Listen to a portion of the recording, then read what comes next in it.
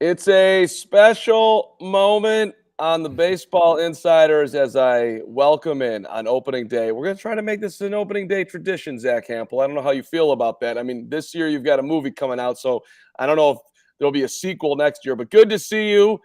We met in Iowa at the Field of Dreams game, the Chicago White Sox and the New York Yankees, and now you get to join us here on the Baseball Insiders. Happy opening day, my friend. Good to see you. Right back at you. Good to be with you again. And yeah, I mean, we met at one of the coolest baseball events ever. And this is also a cool baseball event. But where do we go from here? Listen, I don't know. I spent my entire day watching Zack Hample content. Your YouTube page is incredible. People should check it out.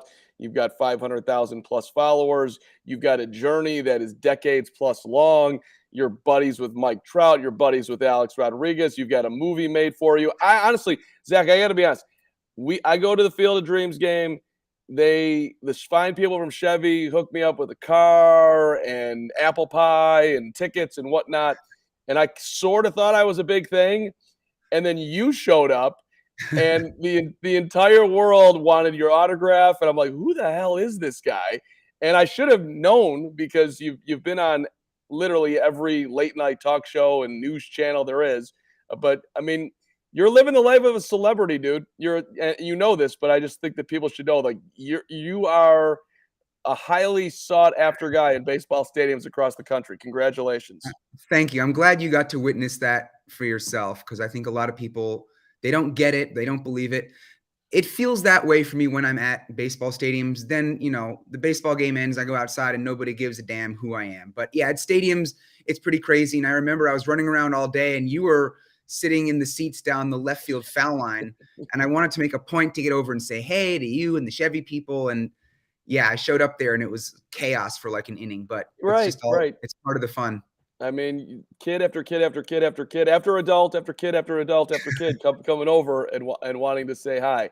So tell me about the movie, and then I want to rewind and go through your journey. What are people going to learn in Zack Hample versus the world? They're going to be very entertained for starters. It's a 95-minute movie all about me, which is crazy. It blows my mind that this thing exists. And it's all about my baseball journey and my life. It goes way back in time, talks about my dad, you know, in his early days, my mom, what it was like growing up with them, my grandparents, archival family videos that we got digitized for this. I mean, it really digs deep and gets into the story behind how and why I ended up being so weird. So it's not just a baseball movie. It's like a psychological study, a deep dive. And I think it's just beautifully told. It goes a lot of different places. And yeah, I really hope everybody gets a chance to watch. So without giving away the movie, take us on the psychological journey. Yeah. Well, I mean, how did you get to, what's up, M. Billy? How did you get to this point in life where, you know what, I'm not going to be a professional baseball player. I'm not going to be the standard media person, if you will, like talking baseball.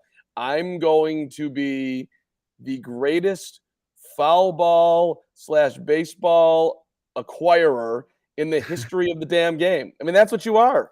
I mean, you've set the world. You got Guinness Book of World Records all over you, multiple ones, right? I mean, has anybody ever? You know, I'm officially not in Guinness, and that pisses me off. We can get into that, but I do hold a couple different baseball records, even though Guinness officially hasn't put their stamp on it. And I actually hold records on half a dozen classic arcade video games. So I'm just a nerd in all kinds of different ways. But yeah, I mean, if you're wondering how I ended up being the guy who's caught all these balls, and yes, it's a very strange thing to be known for. Again, the movie goes into that, but basically I was a kid watching on TV. I saw people catching balls and celebrating like it was the best thing that ever happened. And I wanted to experience that joy. And I went to games for 6 years without getting a single baseball, ages 6 to 12, nothing. So I understand how much of a bummer it is to go home empty-handed, but finally got a toss-up during BP when I was 12. And my parents were there, and my dad described that moment as if I were a baby shark tasting blood for the first time, which is hilarious. I mean, it makes it sound kind of predatory, and it's not, despite what the haters would lead you to believe. But the point was that it just something clicked inside my brain, and I went kind of nuts after that. At 12 years old, you're like, this is what I want to do with my life. I want Well, more. I mean, I wanted to just 12-year-olds often lack a vision, perhaps, of the future. When I was 12, I wanted to be a Major League Baseball player. Like that was going to happen. But I just knew that I wanted to go to all the games and just catch more baseballs. And, I finally got to go to games by myself when I was 14, living in New York City, being able to ride the subway. So things really took off then. And not having any other interests in life and not really having many friends at that time, I just lost myself in baseball completely, and things went from there. So it was your happy place. And right, you didn't need anyone to go with. Let's get on the old New York subway system, ride to Yankee Stadium, go over to Shea at the time, I want to Oh, say, yeah. right?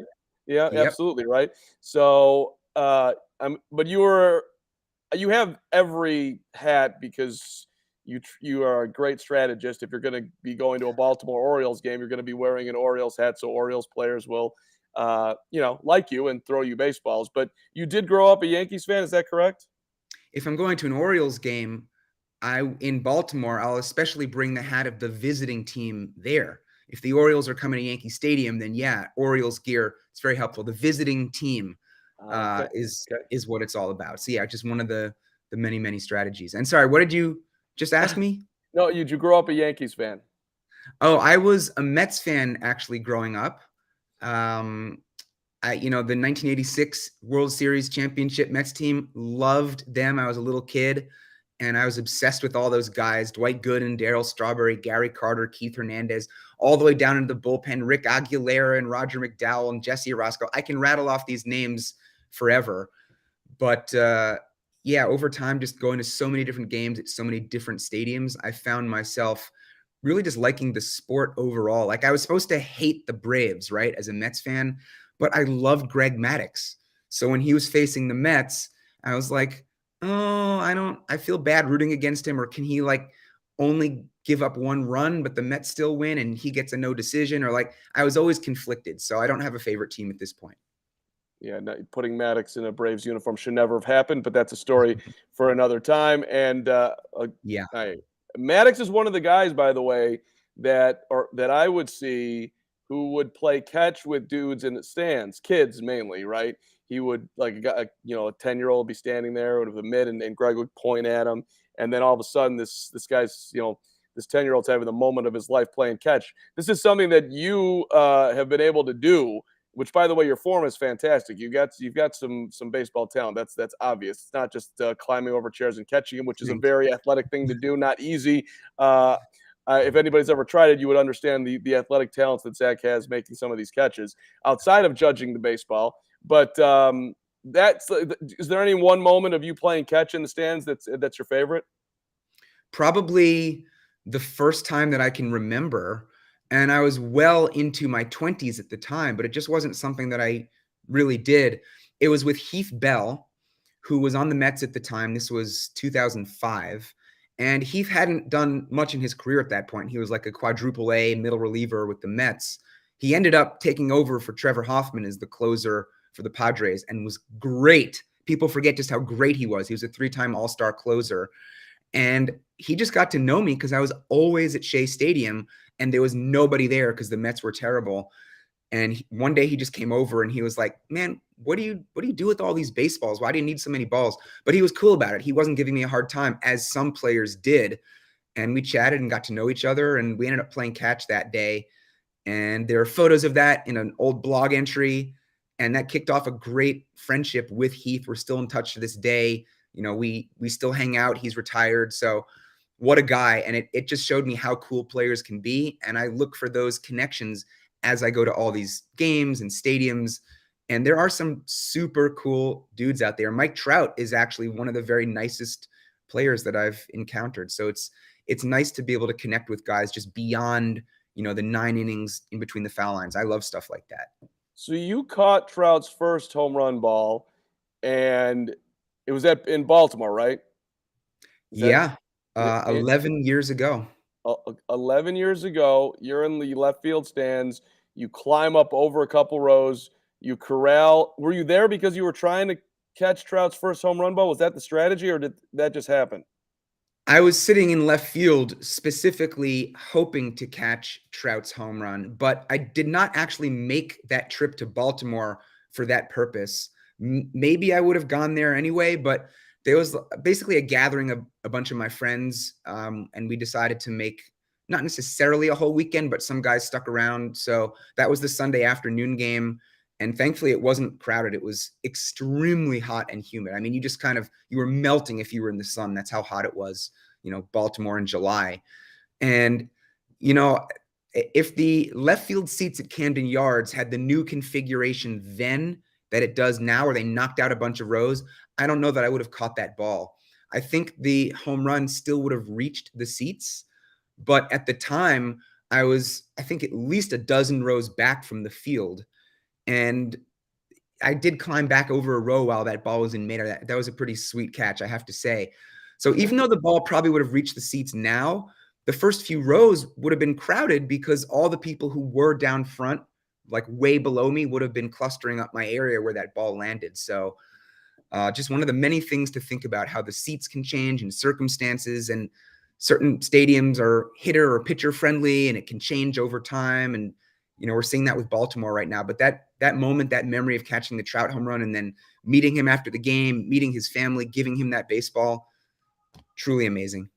Yeah. So the security comes, hey, your name, we don't care, but his name is Mike Trout. He wants his baseball. Will you follow us? And so there's like pressure, right? You've got to give up the ball. And I know he gave you a signed Mike Trout ball in exchange.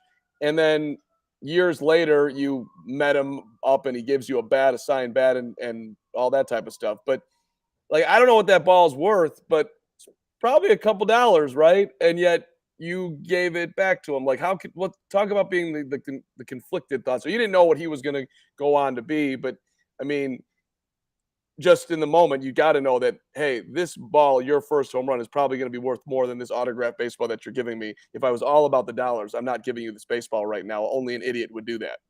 For sure. I knew that there was tremendous potential because he was the highest rated prospect in baseball, rated even higher than Bryce Harper. So that should tell you something. So at the time when I caught it, I'm thinking like, well, if he has a 20-year career and then 5 years after that, he gets inducted to the Hall of Fame, it's like I hold on to this baseball for a quarter of a century and then it's going to be worth six figures. But yeah, I could have done that. But at the time, look, Trout was a 19-year-old batting under 200, and I just wanted him to have the baseball. And I told security initially, hey, I'm happy to give this ball to him, but I'd like to be the one to hand it to him myself. And they didn't want to let me do that. And they're getting on their walkie-talkies. They're like, oh, the fan is being difficult, this and that. And they're telling me it's getaway day and they have to get to the airport after the game. And I was like, guys, I'm not being, yeah, well, I mean, yeah. But I just basically said, look, if they can't hold their chartered bus for an extra minute or two so their precious rookie can get this baseball, then it must not be worth that much to him. So I'll keep it. I love keeping these things. So thanks anyway. And then they started freaking out. And then sure enough, what do you know? I was able to go and meet Trout after the game. And, he wasn't being difficult about it. He was happy to meet me. It was just security. They want to keep the fans away from the players and blah, blah, blah. So after I had promised to give the baseball to him, I went back to my seat with it and security's watching me with their eagle eyes. Someone came up to me and offered me $500 for the ball. And I'm like, no, first of all, I made a promise. Secondly, it's going to be worth way more than that. It's probably already worth more than that. But yeah, I gave it to him after the game, told him to remember me because I go to a ton of games. I said, you're going to see me around. Remember me. He's like, I got you. I thought, no way, but he has remembered me. He knows my name. So, that's pretty cool. We're not going out and getting meals together when he comes to New York, but, to have the GOAT be cool with me and know who I am, it's a pretty good feeling. And that baseball today, if I sent that to auction, would definitely sell for millions of dollars. I have no doubt. I think it would be the most valuable baseball of all time because right now there's one ball that sold for a tick over $3 million, and that was McGwire's 70th and final home run from the 1998 season. $3 million for that one. I'm sure that the Trout ball would surpass that. So do you ever wake up in the middle of the night thinking, I can't believe I gave up millions of dollars to Mike Trout? Or does that not happen to you? Because that would happen to me, Zach. I'm going to be honest. It would crawl all over me. No, I wake up in the middle of the night thinking about past relationship traumas. Baseball ranks pretty low down on the list in terms of keeping me awake. But no, I make money from my YouTube videos and all related stuff, merch, cameo shout outs. I've written books, all of that. I take people to baseball games. But when I see the baseballs themselves flying through the air, I'm not seeing dollar signs, which, I mean, maybe that's a bad business move, but I don't know. I just feel like that's not my motivation. And I understand for people who are, but I'm in a position in life where all my bills are paid. I'm making good money. Like, I don't have to sell the baseballs, although millions of dollars, that would definitely change the course of life somewhat. So yeah, I definitely think what if. Well, you caught A-Rod's not worth the same, but still would have been, you caught Alex Rodriguez's 3,000th hit, home run to right field. By the way, you had no benefit in that play at all. There's 7,000 people sitting in the right field stands. You Yeah. didn't catch it. The ball's on the ground. You were basically the guy. Let's go NFL. Ball fumble, and you were the most creative to get it. And so you had to know that's worth a couple, moments here in time too. And Yeah. you gave it right back to A-Rod. Yeah, I didn't give it right back, quote unquote. That took a couple weeks.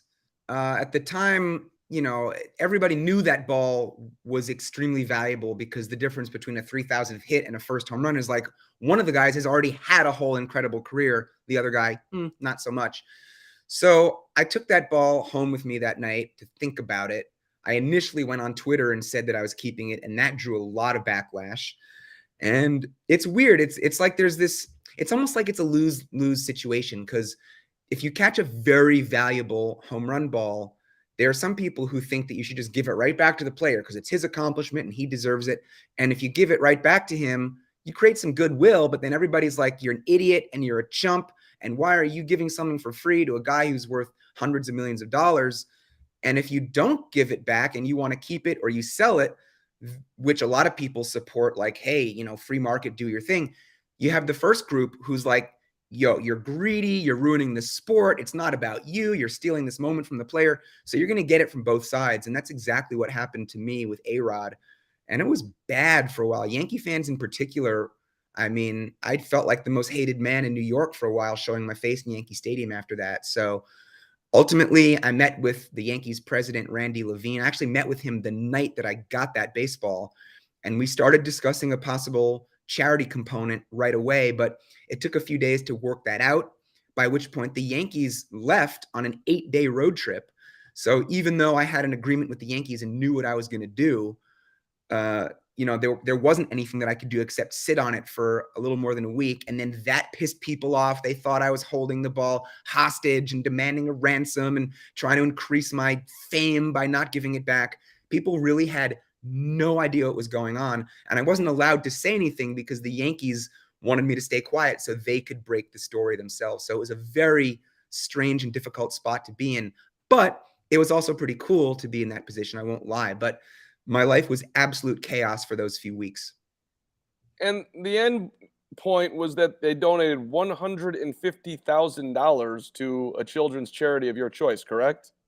Exactly. Yeah. There's a charity called Pitch In for baseball and softball that I've been working with since 2009 that I just found randomly on the internet, looking for some good organization where I could basically give my time and energy and try to use my notoriety in the baseball world to give something back.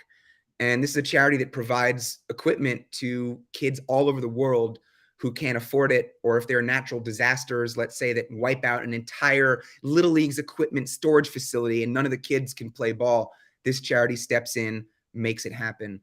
And so it felt good for years to be working with them on my own.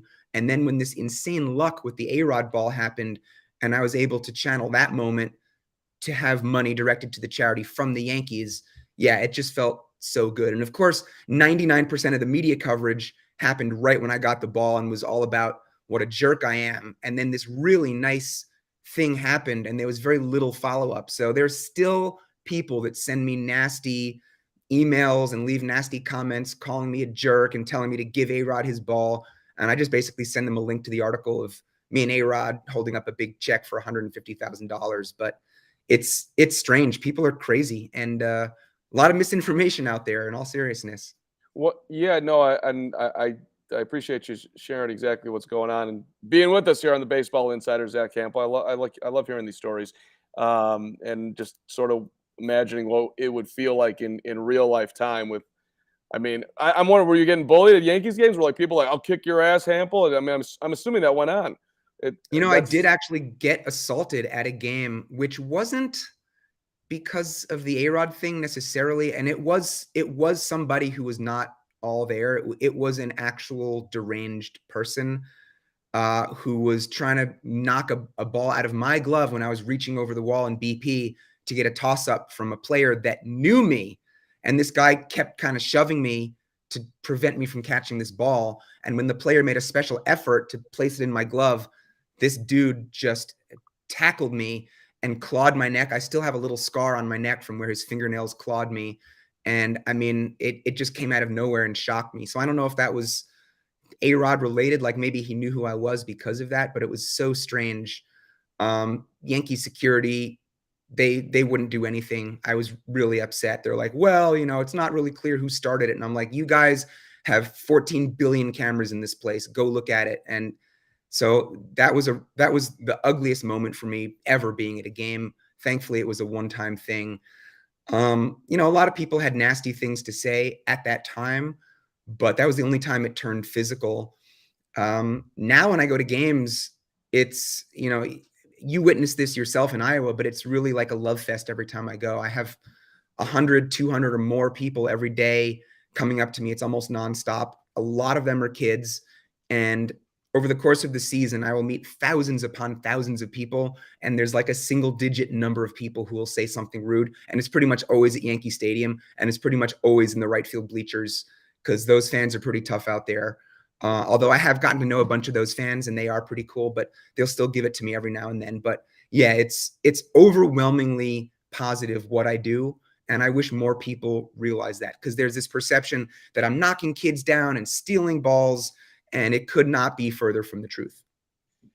Yeah, that's like, hey, he runs in front of kids and he catches the ball and then he hands it to him or whatever. It's like, hey man, I don't know, these kids. The proof's in the pudding from what I see. These kids love you. You're like, if I were so awful to kids, why would all these kids constantly come up to me? Why would the parents be happy when their kids meet me? Why would stadium security be cool with me everywhere except Dodger Stadium last year when I had too many kids asking for my autograph and Dodger security said it was causing a scene and they shut things down? But like, I wouldn't be able to keep doing what I'm doing if I were being aggressive towards people. And there'd also be some video evidence, like all the games I go to, all the people who recognize me, and the fact that everyone has one of these in their possession. You'd think there'd be one piece of video evidence ever of me knocking someone down, but there's not. So just let people think about that. Not one. yeah, yes, and again, I was jealous of the adulation that you that was coming your way. All right, so where are you at in consecutive games getting a baseball? Is that over? Because I know you hit 1,000, but I'm not sure where it went from there.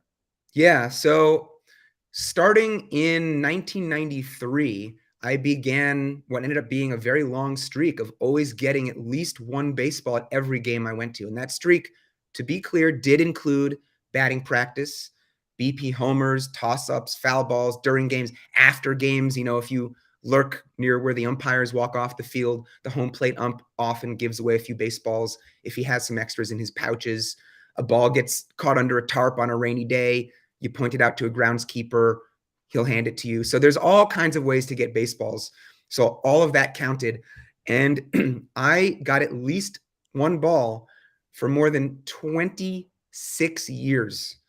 So that streak went until 2019, more than 1,500 games in a row. And I actually ended that streak on purpose just because I felt like it was dominating my thoughts and my motives at the stadium. Like sometimes I just didn't want to have to show up on a rainy day and spend 3 hours working a toss up when I could be there filming for YouTube and doing other more interesting things, maybe focus on home runs rather than toss ups. But if I don't get a home run, oh, well, at least I tried. So I wanted to end the streak for that reason. There's a pretty cool video on my channel from the day that I ended it. But yeah, it's interesting that it lasted so long. And I wonder if I could have beat Cal Ripken Jr.'s streak if I really, really wanted to keep it going. But it'll be just another big what if in my baseball career.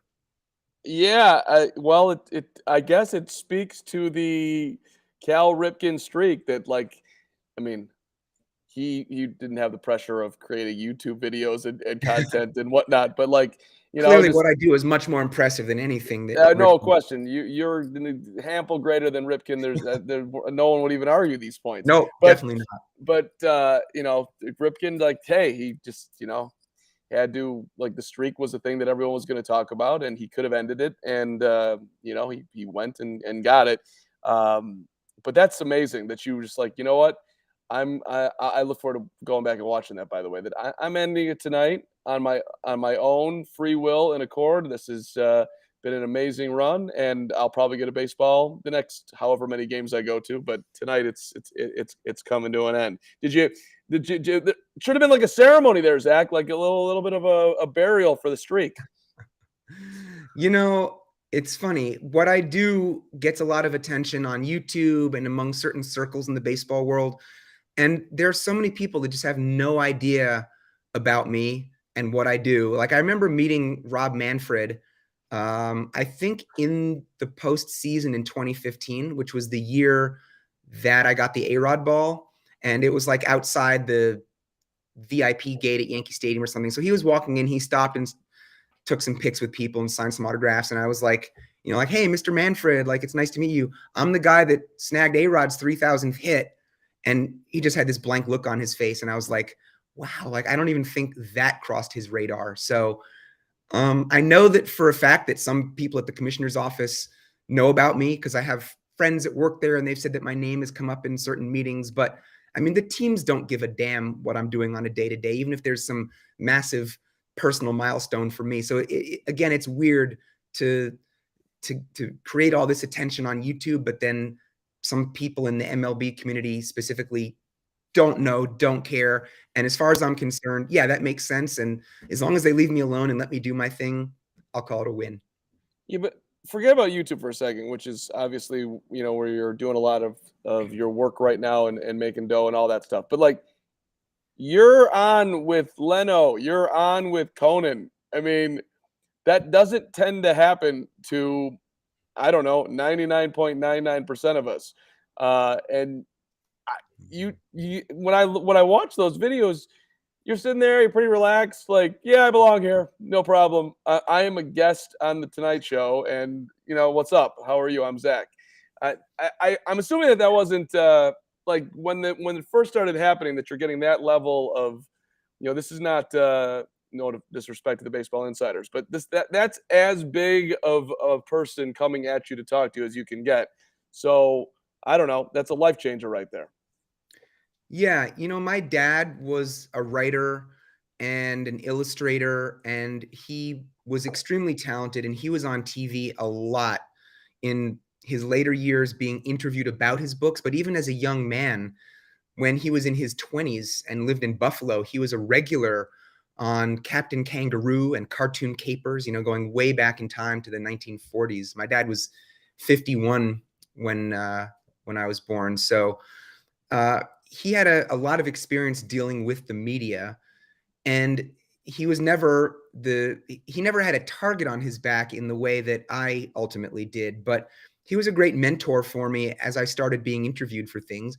And, if I had gone from never doing an interview to suddenly I'm on the Tonight Show, that would have freaked me the hell out. But I snagged my 1,000th baseball when I was in college. And I remember the first interview that I did, I was on with some Detroit radio station And I was so nervous, just like on the phone. I'm in my dorm room. I think I had my roommate stand outside and like guard it so no one would knock on my door. And I listened back to that recording years later, and I'm so monotonous, and I can hear how nervous and freaked out I am. And I'm like, dude, loosen up. Like, where's your personality? And I remember, you get used to it like all things, right? And my dad, he was actually on Oprah for one of his books. And Oprah tapes well in advance. So my dad was back home and we were watching together when his segment aired. And he was so cool and calm, and he was silly all the time, including on Oprah. And I was just like, my God, Dad, weren't you nervous? Like, you know that millions of people are watching you. And he said, basically like, me be nervous. The people watching at home, F them. They should be nervous. They're lucky to watch me. I'm a great guy. And so I was like, damn, okay, that's one way to be cool about it. So as I did more and more interviews over time, I had my first book come out a couple of years later in college, and I did like a whole media thing that summer. Again, you just get used to it. So I remember specifically being in the wings backstage before walking out onto the Tonight Show with Jay Leno, and I heard the music start for the segment, and I heard him introduce me. And I wasn't nervous. My heart was racing, but it was like adrenaline. It was like, let's do this, baby. Let's go. Like, I can talk about baseball. That's easy. If I had to, do the quadratic formula or something, I'd be very scared. But baseball is what I love, and it's what I know best. So yeah, I'll talk about that with anybody. So really, really good times, doing that interview and a lot of others as well over the years. Yeah, no, I love it. Hey, we're just gonna talk about me. I'm good. But I still, the energy that you bring to it's impressive. Aiden is asking, what are your goals for the season? Do you do these things? Do you set goals for a baseball season? Aldan Fink, my number one fan, who leaves comments everywhere, and is just great and has given me some good advice from my website. If there's a typo, he points it out, and I don't take it personally, because as a former English major and writer, I want to be perfect, but sometimes I fall short. So Aiden is like the real MVP. Love you, Aiden. Goals for the season. I've never had a season in which I caught a home run during a game during every different calendar month. I think I almost did it last year, and yet somehow I only missed the month of May, and that was when there was social distancing and I had nothing but room to move. They didn't hit anything near me. It's just weird how it works out. So yeah, getting one home run every month would be cool. I want to get all the commemorative baseballs that are being used. It's tough when there are like one-offs that are only used for one game at one stadium, and sometimes they don't announce it, or you find out the day before and it's like, oh my God, am I going to fly 3 time zones to try to get this baseball? But yeah, catching home runs, getting commemorative balls. And I guess, now that I am a full-time YouTuber, my goal is to keep that momentum going and just keep pumping out great content. I want to go to many different stadiums this year. Hopefully I'll go to at least 20 different stadiums. So there's not really a specific number of balls. I think if I'm doing the math right, I'm 341 away from 12,000. So it would be cool to get there this year. But if I don't, whatever, I'll get there next year. So that's just kind of how I approach it. If somebody comes in your house and steals your baseballs, will you know? You get those huge bins. I actually have very few baseballs in my apartment in New York City. People who come over for the first time, they're like, where's all the baseball stuff? Because I really don't have any of it out on display. And it's just like, baseball is baseball. The rest of life is other stuff. So I still have thousands of balls. I've given away thousands, in recent years, but I kept the majority of my baseballs when I was younger. Those are in a storage unit. And I have some of the more valuable home run balls at my place, tucked out of sight. So, I mean, if someone stole one of those, I might not know it at the time because I'm not, looking at them every 5 minutes. But yeah, I would notice and I would feel very bad. And then I'd have to figure out, who gets ejected from the island. that would be the process. What's your favorite ball, Zach? Do you have one? The last home run that the Mets ever hit at Shea Stadium. I caught that one. It was Carlos Beltran, September 28th, 2008. And if you watch the video for that, it's insane how crowded it was in left field. I was in the bleachers, it almost doesn't make sense that I got that ball, but I did. And that's the happiest I've been catching any baseball ever, more than Trout's first homer, more than A-Rod's 3,000th hit. With A-Rod, I was just stunned. With Trout, I was thrilled, but it didn't compare to that Mets ball. Because again, I grew up as a Mets fan. I'd been to hundreds of games at Shea, had never gotten a home run there. And on the very, very last day ever of that stadium, I caught the last Mets home run. So yeah, I still have that ball here. It's definitely not for sale. I assume that would be a 5-figure ball, not retirement money. I've never sold a baseball and I don't want to sell it, but it's still fun to think about what it could potentially be worth. Where do you think you're at in your career trajectory? Are we in the middle? Are we towards the end? Is it even early, perhaps? Like I got 30 years to run here, my friend. I keep myself in good shape. I'm going to be that guy. Well, one goal that I have is to catch a home run after the age of 100. So that's definitely going to happen. I'm very healthy. I don't drink. I don't smoke. I eat too much sugar sometimes. But yeah, I would love to keep doing this for a long time. I don't know that I can maintain this pace. My personal life definitely suffers as a result of all this baseball. So I have to basically weigh this out and be like, how long is it worth not pursuing other certain things that I know I really want that will be crucial for long-term happiness, like finding that person, having a family.